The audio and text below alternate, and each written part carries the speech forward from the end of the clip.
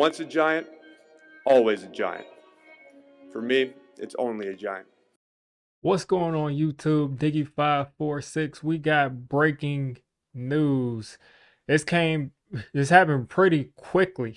This happened is about as quick as you could expect. Now, I really thought that Daniel Jones would probably be cut sometime after this season, but it's going to work out to where Daniel Jones now has officially been released by the New York Giants. He asked for his release and they're granting his release. He gave a press conference yesterday pretty much just saying, I enjoyed my time as a Giant, this and that. I appreciate everybody I met. I'm sure I got a lot of good football ahead of me. Everything, it was almost like he was like a Hall of Fame player and he was retiring as a Giant. It was a real, emotional, dramatic conference. But now we're literally in a situation where less than 24 hours after he delivered that conference, he is now not a New York Football Giant anymore. He's a free agent. He's going to have to go through waivers, and I'm pretty sure he'll be available to be claimed off of waivers starting Monday. Starting Monday. So this is huge news. I did not expect this. Brian Dable said he didn't expect Daniel Jones to ask for a release. But I mean, what do you expect? I mean, I've been a guy who, I've been wanting to move on from him for a while, and it's official we are, but I've been wanting it to happen for a little while. But I mean, when you tell a guy, you're no longer the starting quarterback, you're getting paid $40 million, but because of the money, we're not going to put you out there. And not only are you not going to be out there, you're not even going to be the second string guy or the third string guy.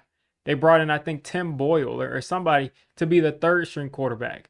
So he's not even going to ever get back on the field in that scenario. So it made a ton of sense for him to say, listen, well, can I just be released so I can get a head start on finding a new team? I'm sure he'll probably get, some looks. Maybe he'll get an audition to be somebody's quarterback next year to compete. Who knows what'll happen, but it is official. He's no longer a Giant, and it's about as official as it can get. So looking at the numbers here, the first thing I thought of was, wait, did they just release him and now we're gonna deal with a ton of issues with the cap? Actually, no. I guess because he played a lot of this year, by releasing him, and I'm looking down here to make sure I got the numbers right. By releasing him, the Giants going to take in 47 million in dead cap this year. They're going to take on 47 million of dead cap this year. So that's just going to be written off the books here. And then 22 million next year. So essentially the same thing that would have happened if he would have played next year is going to happen this year. So 22 million in dead cap space. They're going to save 19.4 million next year. And his cap hit is going to drop from 41.6 million to 22 million next year for Daniel Jones on the Giants cap, because he's going to get the rest of that money that he pretty much already got. He's going to get the rest of that money next year. So that is the end of the Daniel Jones story. I already gave him his props. I already said, I appreciate him coming here and fighting, coming here and giving it his all, but it wasn't enough. He just didn't have it. I do not doubt at all his work ethic. I do not doubt at all, his toughness. A lot of people did, but I just didn't. But I just don't think he had the talent to succeed. And maybe he didn't have the mental toughness. And, it's a difference between physical toughness and mental toughness. And when I say, not to say he folded mentally, but he could have been mentally kind of scarred at the same time. Because he slowly started to become a different quarterback. He kind of went from fearless to really hesitant to now he just kind of looks like he has issues getting through his progressions, issues throwing with anticipation. So he just may not have had that type of makeup to be able to succeed on the New York Giants with that big of a spotlight. So it's official, folks. We will never have to see him play in another Giants uniform. I can't say that I've seen this before where a guy just says, go ahead and release me right after he gets benched. In these situations, they usually finish up the year, but it'll be exciting to see where Daniel Jones goes next. Listen, he's no longer on my team. I wish him the best of luck. As long as he doesn't go to a division team and end up being a starter, which I doubt will happen. But as long as he doesn't do that, listen, I wish him the best of luck. I'll be rooting for him when I see him get out there if he's a starter. But it's surreal. It's surreal. I mean, after I guess we didn't get 6 years out of him.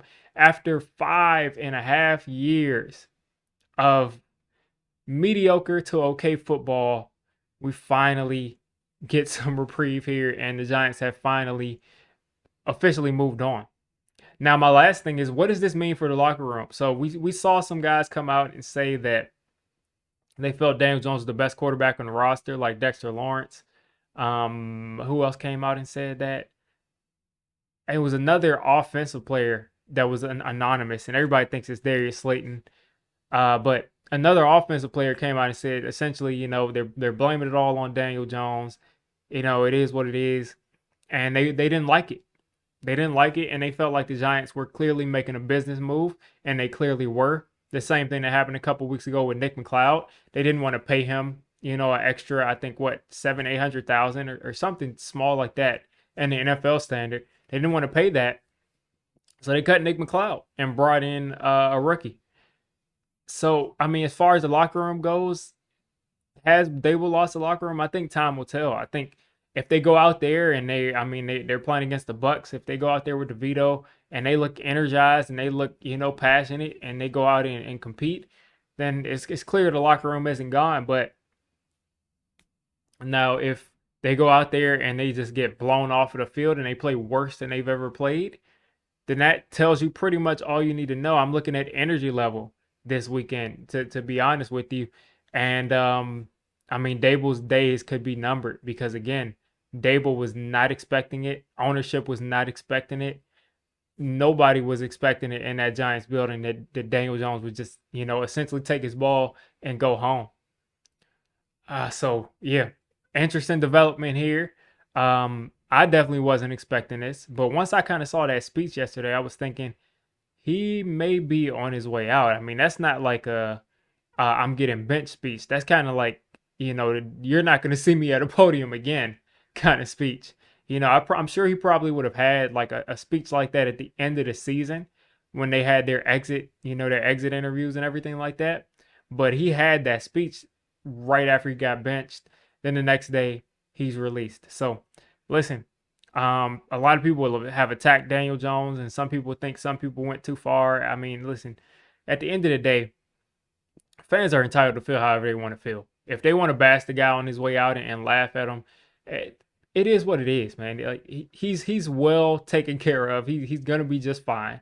But again, like I said, I'll throw my hands up and say, listen, anybody that came here and played quarterback for the New York Giants, and dealt with the backlash of the fans when they played bad, and got the praise when they played well, even though he played bad a lot more than he played well. I gotta give him his respect for coming and doing it, but I am very glad that the Daniel Jones era is over. You all let me know what you're thinking of it. It's happened a little bit quicker than we thought. So let me know what you think down in the comments. All right, quickly to add to this video, I just saw something new that could possibly happen. Right now, if a team like the Dallas Cowboys if they sign Daniel Jones right now and he goes to another team this offseason, the Cowboys will get the comp pick for losing Daniel Jones. So whatever some team pays him next year, the Cowboys will get a comp pick for it. Whoever signs him will get a comp pick. So that is really interesting right there, because if Daniel Jones were to go to the Cowboys, that would mean that I can only imagine this guy going to the Cowboys, playing there next week, and beating the Giants, and the media just going crazy and just saying like, look at Daniel Jones sticking it to his former team, all of that. But at the same time, I'd be happy because it'd be Daniel Jones carrying his weight as far as the tank goes. So please, Daniel Jones, go to the Cowboys. I hate that they'll get a comp pick if he did, but Daniel, go to the Cowboys. Make sure that you come and beat the Giants on Thanksgiving. And listen, all will be well within the world. I'll love that. You'll help out with the tank.